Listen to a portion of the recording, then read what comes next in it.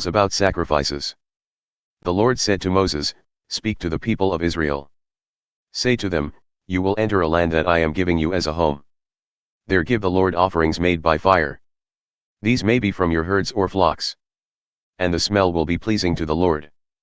These offerings may be burnt offerings or sacrifices for special promises.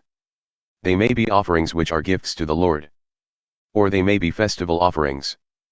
And the one who brings his offering shall also give the Lord a grain offering. It should be 2 quarts of fine flour mixed with 1 quart of olive oil. Each time you offer a lamb as a burnt offering or sacrifice, also prepare a quart of wine. This is a drink offering. If you are giving a male sheep, also prepare a grain offering. It should be 4 quarts of fine flour mixed with 1 1/4 quarts of olive oil. Also prepare 1 1/4 quarts of wine. This is a drink offering. Offer it to the Lord. Its smell is pleasing to him. You might prepare a young bull as a burnt offering or sacrifice. This might be for a fellowship offering or for a special promise to the Lord. Bring a grain offering with the bull. It should be 6 quarts of fine flour mixed with 2 quarts of olive oil. Also bring 2 quarts of wine as a drink offering. This offering is made by fire. And its smell will be pleasing to the Lord. Prepare each bull or male sheep, lamb, or young goat this way. Do this for every one of the animals you bring. All citizens must do these things in this way. And the smell of their offerings by fire will be pleasing to the Lord. From now on foreigners will live among you. They will make offerings by fire so the smell will be pleasing to the Lord. They must offer them the same way you do. The law is the same for you and for foreigners. It will be a law from now on. You and the foreigners are alike before the Lord. The teachings and rules are the same for you and for the foreigners among you. The Lord said to Moses, "Tell the Israelites, you are going to another land. I am taking you there. When you eat the food there, offer part of it to the Lord. Offer a loaf of bread from the first of your grain. That will be your offering from the threshing floor. From now on offer to the Lord the first part of your grain." Now what if you forget to obey any of these commands the Lord gave Moses? These are the Lord's commands given to you through Moses. They began the day the Lord gave them to you. And they will continue from now on. But you might forget to obey one of these commands. The people might not remember the command. Then all the people must offer a young bull as a burnt offering. Its smell is pleasing to the Lord. By law you must also give the grain offering and the drink offering with it.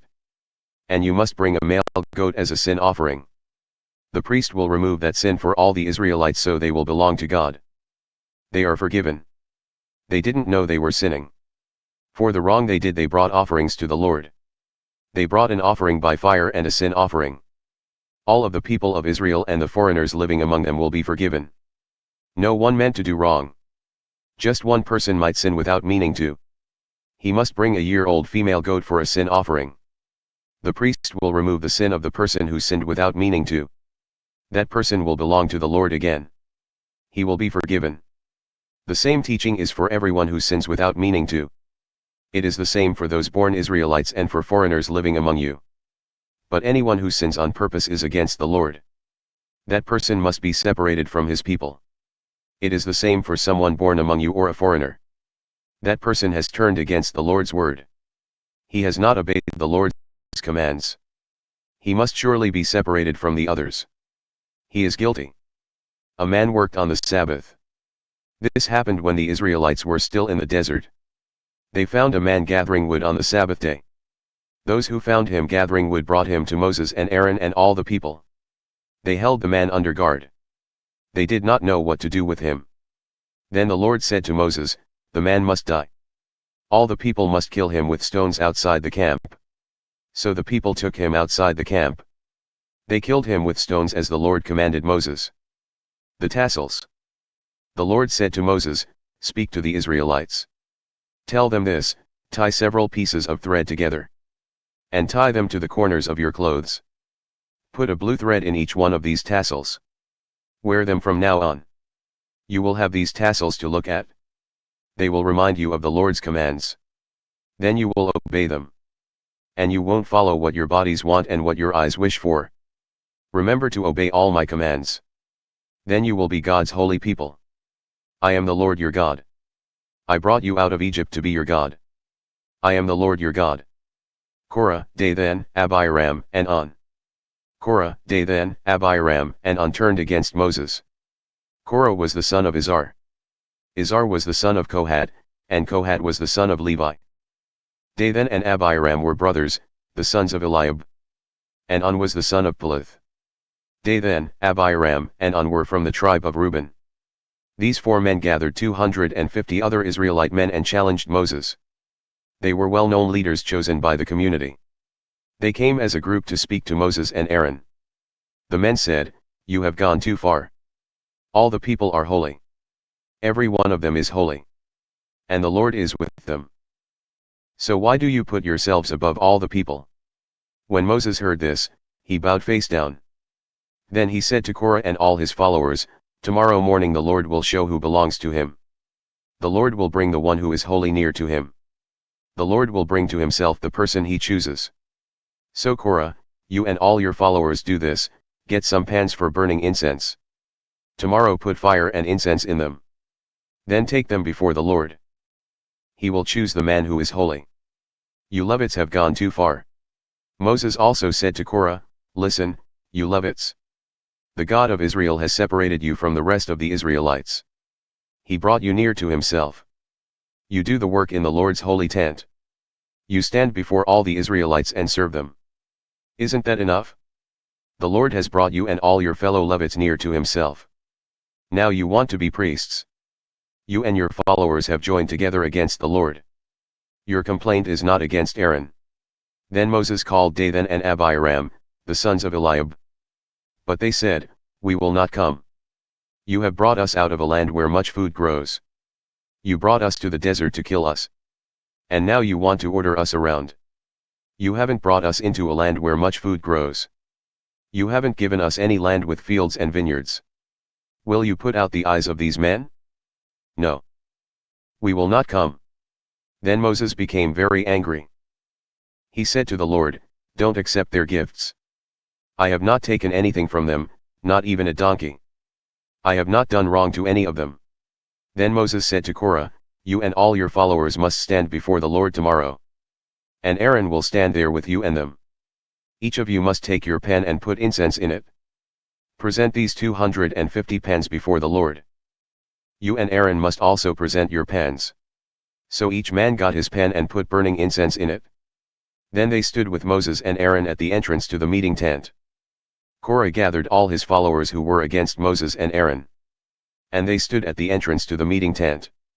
Then the glory of the Lord appeared to everyone.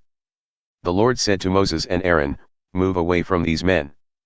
In a minute I will destroy them." But Moses and Aaron bowed face down. They cried out, "God, you are the God over the spirits of all people. Please don't be angry with this whole group. Only one man has really sinned." Then the Lord said to Moses, "Tell everyone to move away from the tents of Korah, Dathan, and Abiram." Moses stood and went to Dathan and Abiram. The elders of Israel followed him. Moses warned the people, "Move away from the tents of these evil men. Don't touch anything of theirs. If you do, you will be destroyed because of their sins." So they moved away from the tents of Korah, Dathan, and Abiram. Dathan and Abiram were standing outside their tents with their wives, children, and little babies. Then Moses said, "Now you will know that the Lord has sent me to do all these things. It was not my idea.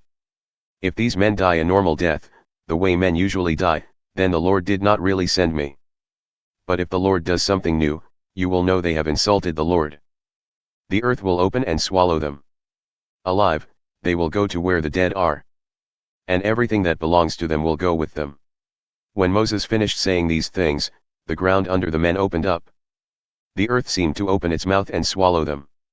All their families, all Korah's men and everything they owned went down. They were buried alive, going to where the dead are. And everything they owned went with them. Then the earth closed over them. They died and were gone from the community. The people of Israel around them heard their screams. They ran away and said, "The earth will swallow us, too." Then a fire came down from the Lord. It destroyed the 250 men who had presented the incense. The Lord said to Moses, "Tell Eleazar son of Aaron, the priest, to take all the incense pans out of the fire. Have him scatter the coals. but the incense pans are still holy. These men sinned and lost their lives. Take their pans and hammer them into flat sheets. Cover the altar with them. They are holy because they were presented to the Lord. It will be a sign to the Israelites. So Eleazar the priest gathered all the bronze pans. These were the pans brought by the men who were burned up. Eleazar had the pans hammered into flat sheets to put on the altar. This is what the Lord had commanded him through Moses. These sheets were to remind the Israelites that only descendants of Aaron should burn incense before the Lord. Anyone else would die like Korah and his followers. Aaron saves the people.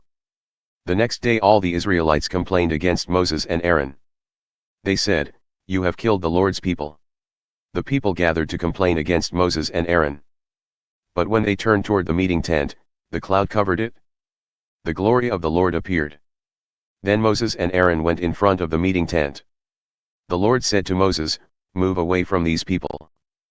In a minute I am going to destroy them." So Moses and Aaron bowed face down. Then Moses said to Aaron, "Get your pan. Put fire from the altar and incense in it. Hurry to the people and remove their sin. The Lord is angry with them. The sickness has already started." So Aaron did as Moses said. He ran to the middle of all the people. The sickness had already started among them. So Aaron offered the incense to remove their sin. He stood between the living and the dead. And the sickness stopped there. But 14,700 people died from that sickness. There were also those who died because of Korah. Then Aaron went back to Moses at the entrance to the meeting tent. The terrible sickness had been stopped.